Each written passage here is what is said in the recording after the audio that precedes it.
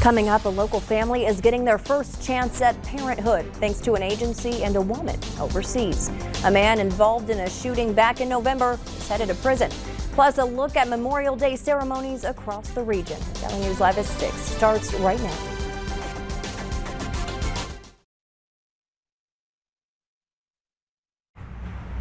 Good evening, everyone. After years of trying and multiple heartbreaks, a local couple is finally getting ready to have their first child together thanks to a surrogacy agency and a woman in Ukraine.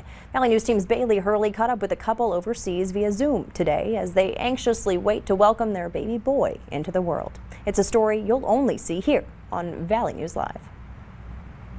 This has given us a second chance for hope once again. Grieving at least 6 miscarriages just within the last 5 years, Abby and Troy Durheim say they were praying for a miracle when they discovered Ukrainian-based surrogacy agency Lotus. Kind of a rough road, and we just needed to try something different. The Durheims say they started the process over a year ago, and it all finally came together last fall as a Ukrainian woman started carrying their twins, one boy and one girl. We've used Google Translate for everything, and because she speaks no English at all.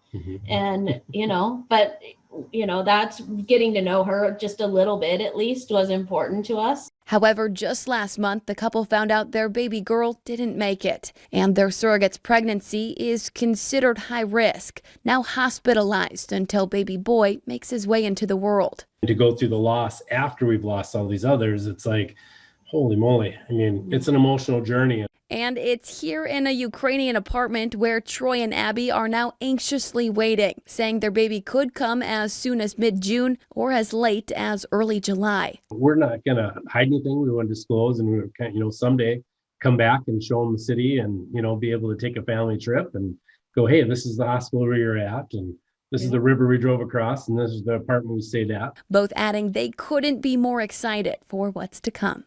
Bailey Hurley, Valley News Live. The Durheims say they do still have embryos left, but they're unsure if they're going to try to have more children via the surrogacy program. Today, Americans honor military men and women who gave their lives for our freedom. Many ceremonies across the valley paid tribute to their sacrifice. Retired Technical Sergeant in the U.S. Air Force Russell Stabler doesn't want Americans to forget why we celebrate.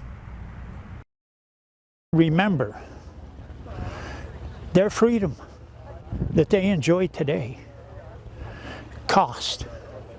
it cost lives. The ceremony Sergeant Stabler attended at Sunset Memorial Garden Cemetery was one of more than 20 that took place across the valley today. More than 3,100 people paid their respects at the North Dakota Veterans Cemetery during its Memorial Day ceremony. All branches of military received a gun salute. State leaders highlighted the upcoming 20th anniversary of 9/11 and the North Dakotans who fought in the War on Terror, leaving behind family. Some going overseas for the first time, and some didn't come back. Some didn't come back. They made the ultimate sacrifice, and we honor them here today.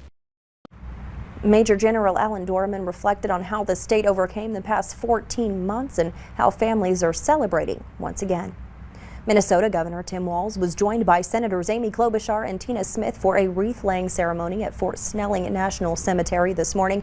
The Memorial Day tradition to honor Minnesotans who died serving their country resumed after a one-year hiatus due to the pandemic. 1,000 volunteers placed flags near the headstones yesterday. The National Cemetery is now a sea of red, white, and blue. It's just a moment of quiet in a very busy time to just pause and think. And my father served in the Korean War, and my father-in-law served in the Battle of the Bulge. And I remember the young men going off to fight in the Vietnam War. And so I think about all of those people in my family and in everybody's family who sacrificed so much. The flags are expected to be up for a few weeks.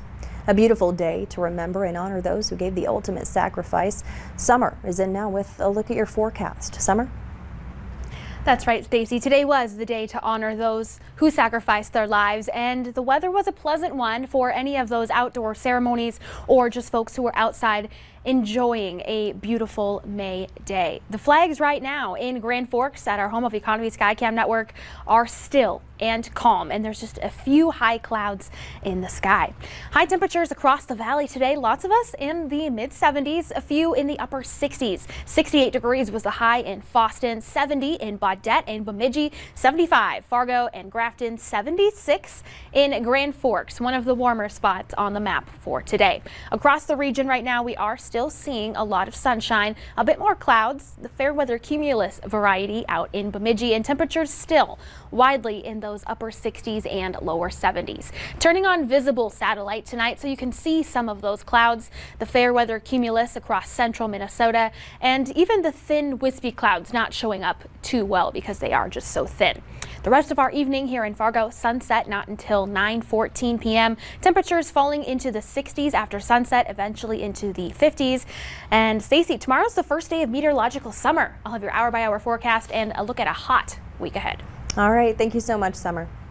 A Minnesota man will spend 5 years in prison in connection to a shooting in Dilworth. Police responded to the 200 block of 5th Street Northwest back on November 12th around 7 a.m. They found Christopher Lucier in a stairwell with a gunshot wound to his leg. Police say the shooting appeared to have happened after an argument broke out with 38-year-old Dennis Hackley. The incident sent a nearby school into lockdown. Hackley was originally charged with 3 counts of assault and illegal possession of a firearm, but the assault charges were dismissed. He'll spend the next 5 years in jail with credit for time served. A former Otter Tail County deputy has been sentenced to nearly a year of house arrest for a law enforcement sting last year that ended in a fatal crash. Kelly Backman will be placed on supervised probation for 2 years afterwards and will also have to pay a $1,000 fine. He was originally charged with 4th-degree DWI, but that charge was dropped following a plea deal. Backman refused to provide a blood sample after the crash, but a later test indicated he had fentanyl in his system. A man is dead and a woman is seriously hurt following an ATV crash. It happened around 7 this morning along 345th Avenue Southeast near Foston. The ATV went into a ditch and flipped. The driver, 75-year-old Edward Halverson, died at the scene. The passenger was 71-year-old Judith Halverson.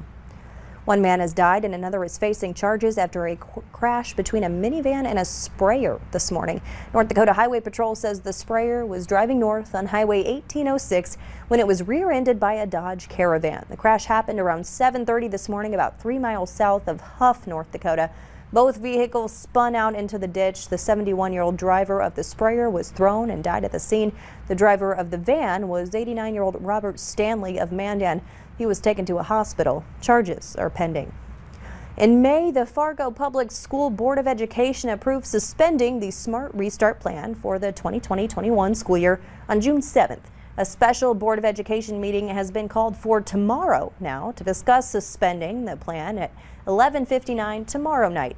It comes after the City of Fargo says it will lift all mask requirements in the City of Fargo buildings on June 2nd. Later on Valley News Live at 6, today marks the beginning of boat patrols on North Dakota lakes and rivers. We'll explain what they're looking for when you're on the water. And the forecast tonight is going to be great to do some grilling. Get those grills fired up. Temperatures remaining in the 70s at least for a few more hours up through sunset. Great conditions to enjoy some beautiful weather. And we have a big warm up in the forecast for those of you who like the heat. But you know how many 90s are on the 7-day.